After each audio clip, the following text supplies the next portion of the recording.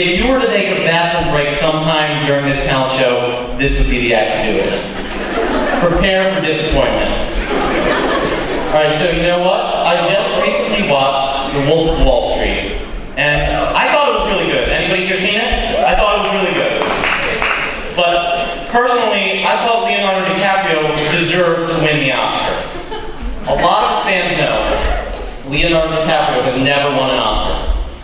But I don't think that bothers him. What I think bothers him is that Nicolas Cage does have an Oscar.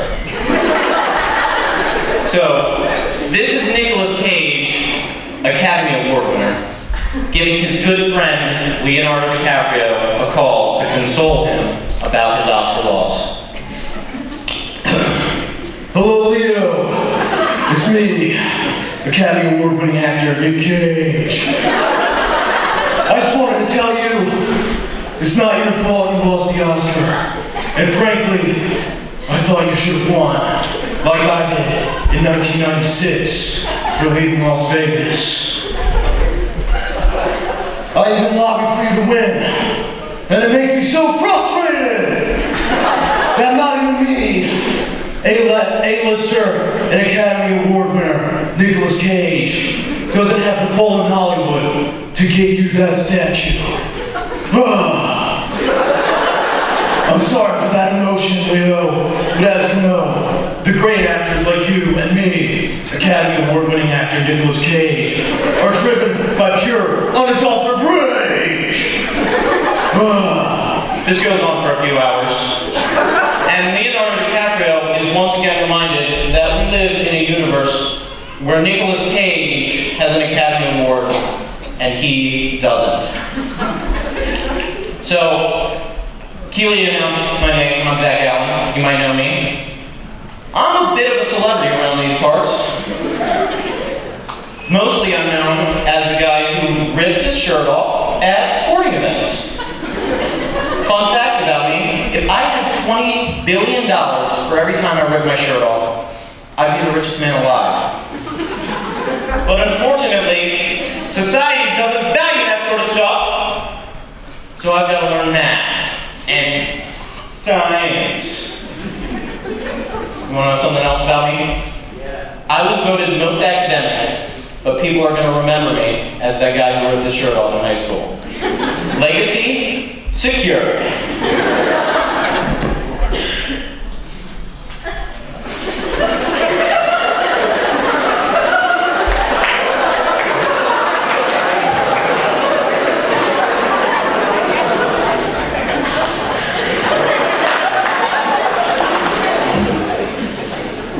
Speaking of ripping shirts off, did you guys see this idiot who got out in front of everybody and blocked all the traffic in school so he could ask some girl to prom with a song and dance number?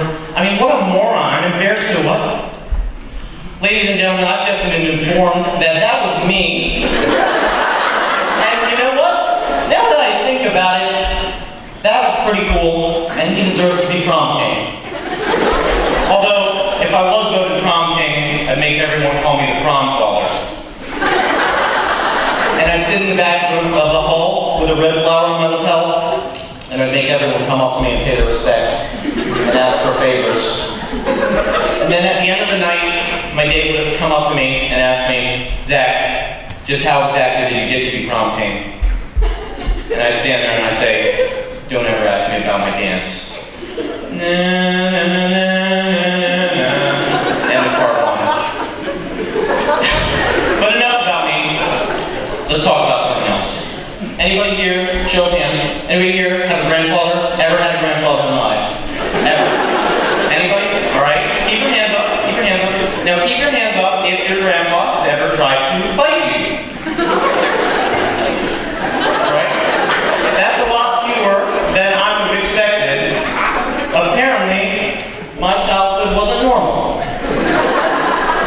So, I'll tell you the story of how my poppy tried to fight me. First, a little background information. My poppy, growing up, was an amateur boxer and had a Napoleon complex, so he got into a lot of scraps. Now, these fights led to repetitive head injuries, which led to him developing a nifty little disease called ulcerative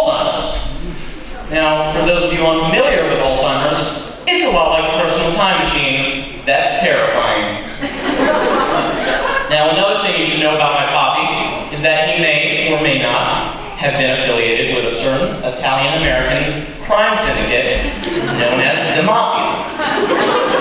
Now you might say, Zach, should kids know that their grandpas were in the Mafia? No, stranger, they shouldn't. But I do.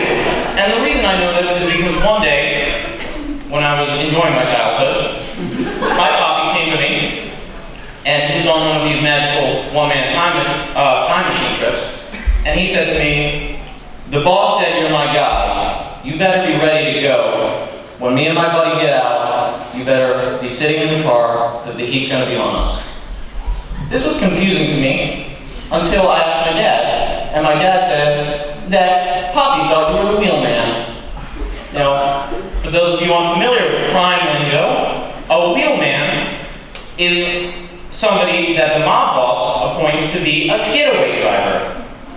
Poppy had mistaken me for a getaway driver for a crime he was planning to commit for the Mafia.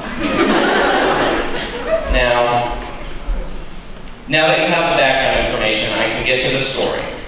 I used to shadow box Poppy, because he used to be a boxer, if you paid attention.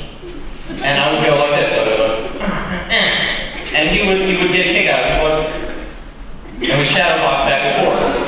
Now one morning, I went up to shadow box Poppy, but instead of being met by the normal jovial response, I was met with an elderly gentleman springing from a chair with frightening agility, and saying "you," followed by two words that Samuel L. Jackson might say about some snakes on a plane.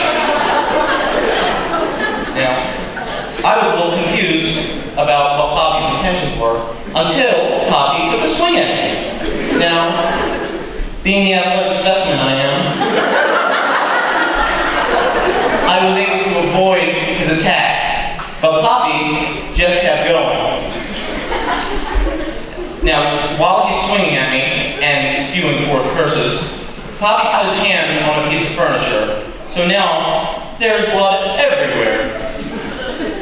And I can't fight Poppy because, frankly, he would destroy me.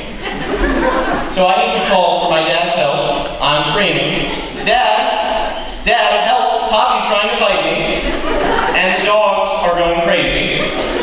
And Poppy is bleeding everywhere. Eventually, Dad comes up and he bear hugs Poppy to the ground and pulls him down. And Poppy says, "Do you know who I know? You're dead man. Because, you know, he was in the Mafia. And when you mess with somebody in the Mafia kills you." So, at this point, Poppy's on the ground, none too happy. The dogs are going crazy. I have to clean up the blood in his wounded hand, and Poppy is spewing forth curses that a grandson should not hear his Poppy spew forth. All in all, it made for a pretty exciting Christmas morning.